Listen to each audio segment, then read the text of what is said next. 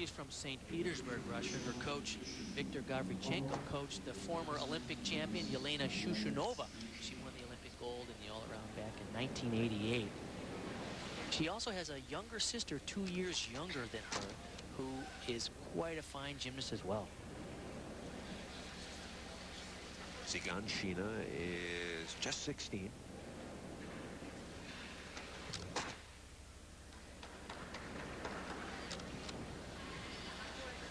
She won a couple of medals at the Goodwill Games in Australia this summer.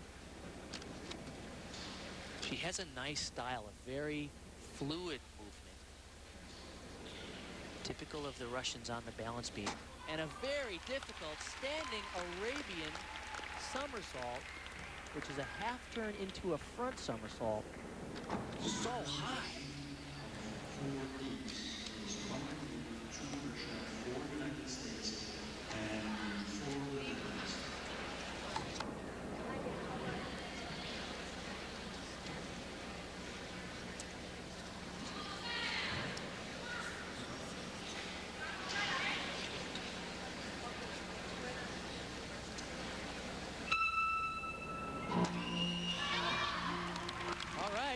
Solid score for the Russians there. Getting an approving look from the coach. That's always good. Here's that front somersault on. She's really trying to keep her legs straight in the pike position for that extra 1/10 of a point bonus. Good form and rhythm in that flip-flop to the layout.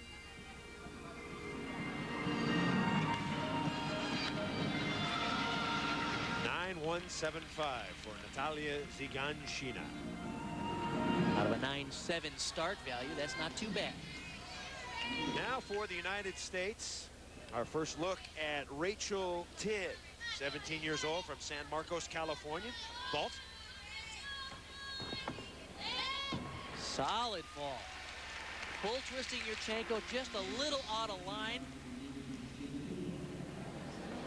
Talking to her coach, Tim Garrison, before the meet, he said she has had some inconsistency problems on the vault. 8.975. See if she goes for a double twister here. Oh, yeah. That'll help. That was great. Added another twist, which raised the difficulty value of that vault. And she just drills it. It's the average, 9.168. So her second vault really brought her up.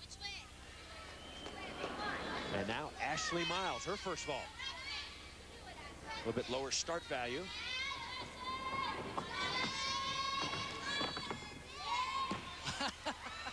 Look at that landing. She bounced a foot in the air. Is that considered a stuck landing? I'll have to take a 10th for that, I'm afraid. But I love it. This is a 9.4 start value, the same as the first vault from Rachel Tidd. Look at the nice laid out body position and doing. Pointed her toes, a 9.037. All right. How nice to have all that extra power and technique. All right, an extra half twist on that one. And she's happy with that vault. By adding an extra half twist here at the end, she raises the difficulty value up to a 9.7. And a 9.174 overall. Next up, Mohini Bhardwaj, the star from UCLA. Final event for the United States. They need to score right here. Beautiful technique. That's the same vault we saw from Ashley Miles, a 9.7 start value, 1.5 twister. Mohini was a finalist at the World Championships back in '97 on this event. Her only other World Championship experience. Now let's see on this second vault, she should add another half twist. It'll be a 9.8 start value for a double twister. Really nice.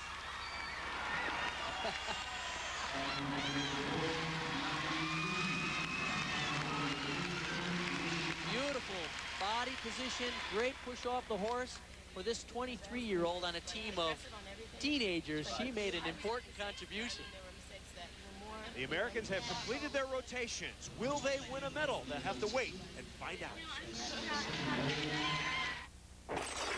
Suffering succotash. I thought I saw a putty cat. I did. I'll catch you, Tweety.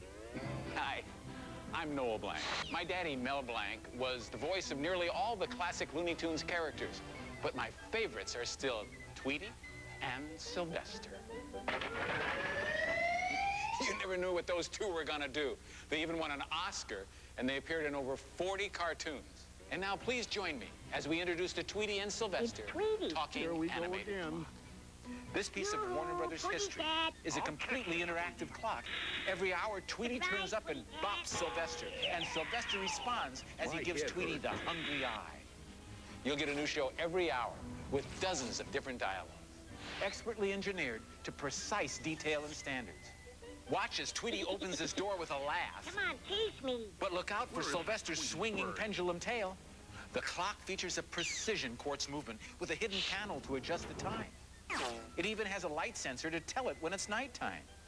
This special edition timepiece will make telling time fun.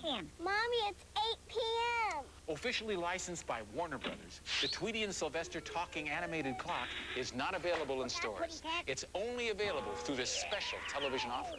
Call right now, and you can get the amazing Tweety and Sylvester talking animated clock for only $49.99. As a special bonus, when you order, we'll include this remote control free with your clock. Now you don't have to wait to see Tweety and Sylvester in action. That's right, you get the Tweety Sylvester clock and the bonus remote control for only $49.99. So pick up the phone and call now, folks. To order the Tweety and Sylvester clock for $49.99 plus shipping and handling, have your credit card ready and call 1-800-615-1919 or send a check or money order to the address on your screen. You must be 18 or older to call. Sorry, no CODs. Sports during wartime. Stories from World War II. No other school has lost its entire football team in this war. Such a tragedy for all of us. Looking at what kinds of sports were played at the Stalag, it'd be more accurate to ask what wasn't played at the Conditioning Stalag. often made the difference between those who survived it and those who suffered miserably. For Japanese Americans in internment camps, baseball was their savior. In a very special and timely Outside the Lines, World War II Fields of Play, Fields of Battle, Friday at 7 p.m. on ESPN. The main event, 9 p.m. Sunday, only on ESPN Classic.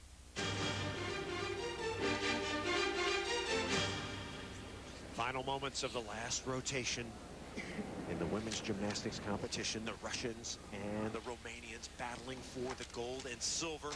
Svetlana Horkina with a big bobble there. So she needs just a little bit more than an 8.35 to move the Russians into the lead. Should be a doable score for her. Once again, lots of extra pressure with this type of format where no scores are dropped. Oh, her hand slipped. Struggling a bit.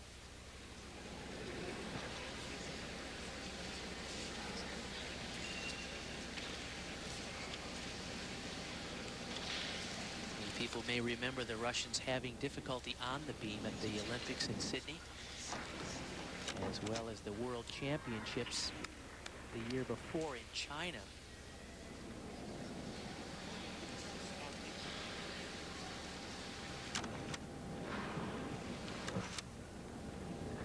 Dead silence in the arena when Horkina performs. She really does command that kind of attention. 5,000 people here. I guarantee you there are 10,000 eyes on this performance right now. Okay, good dismount, but she knows, you can see it in her face, that that botched combination will cost her. She'll lose some bonus points. Her start value will be a little lower.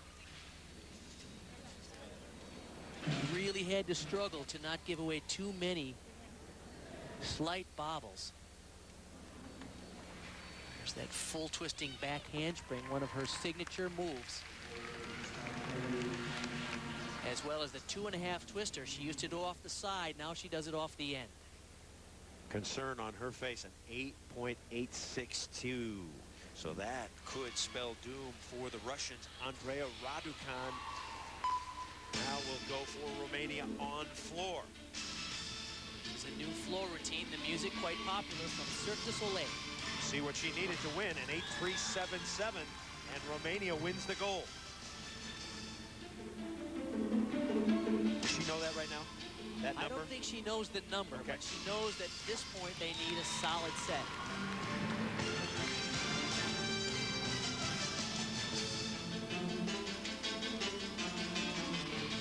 Romanians have been somewhat criticized for not being very expressive in their floor routines. They brought back one of their former coaches, Adriana Pope, who now lives in France, to rework these exercises, and I think they're an improvement.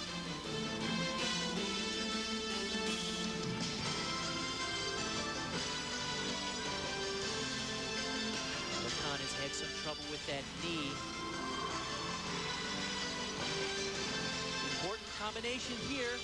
Oh yeah, nailed that layout. Problems in the preliminary competition on that pass.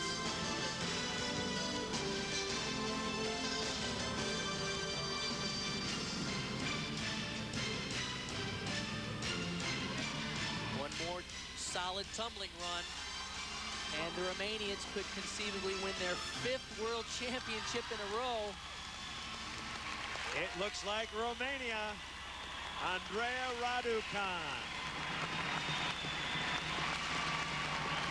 And the Russians know they are regulated to 2nd place.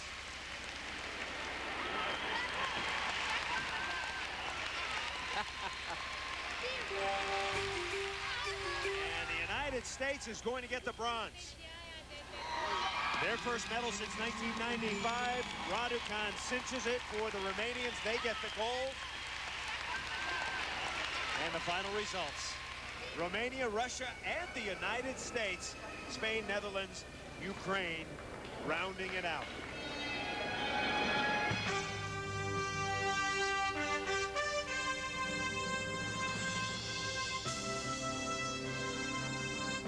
Mohini Bahardwaj, Katie Heenan, Ashley Miles, Tasha Schweikert, Rachel Tidd, and the youngest, Tabitha Yim. Our congratulations to them. Bart Connor is with the happy winners. A big day for this young U.S. women's team. Congratulations to you all. It was a terrific competition. Ashley Miles, you had a great day. Tell me how you got your act together for this competition. Basically through the training and preparation, through the training camps, everything that we've been through as a team, and it was just like we were like going for it together as a team, and we just went out there and hit our routines and did our job. Tabitha, on the beam, you looked a little tight, but you came back and you really rocked on the floor exercise. Yeah, I was a little shaky at the end of my beam routine, so I got myself back together and concentrated and just went out and did my floor routine like in practice. Rachel, you've been a little inconsistent on the vault, but today you just nailed them right when the team needed it. Yeah, I was a little inconsistent, but I know that this was a big meet and this was for the team, and I just really wanted to do the best that I could, and I went out and hit it. USA women get the bronze, the USA men get the silver. Don't forget you can see the all-around competition on ESPN Sunday, November 25th at 3 p.m. Eastern. For Bart Connor, I'm Chris Marlowe. So long from Ghent. This has been a